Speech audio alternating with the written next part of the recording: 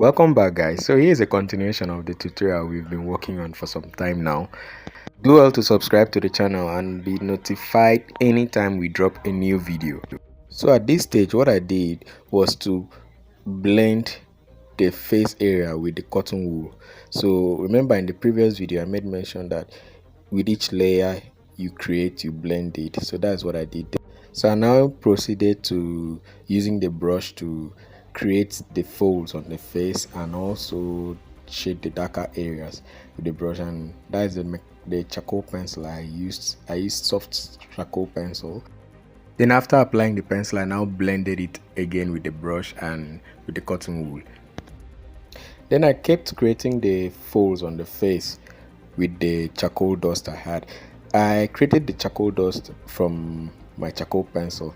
I sharpened it to give me the powder format like the charcoal pencil. Then I used my cutter to sharpen it to tiny dust particles. Then that's what I now used. So anytime I dip the brush on the charcoal dust and then use it to create the folds on the face, the wrinkles, and the tones that I need to create. Then I now used mechanical pencils to also shade. The beauty of using mechanical pencil is because it's easy to control. And it allows you to keep building your tones from the light shades to the darker areas, so you keep applying it in areas when necessary.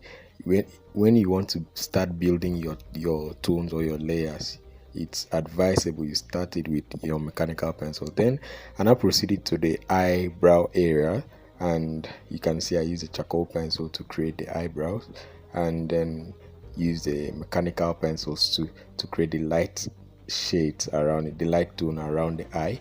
They are now blended it as I told you guys. You blend it using your brush and you blend the area surrounding it.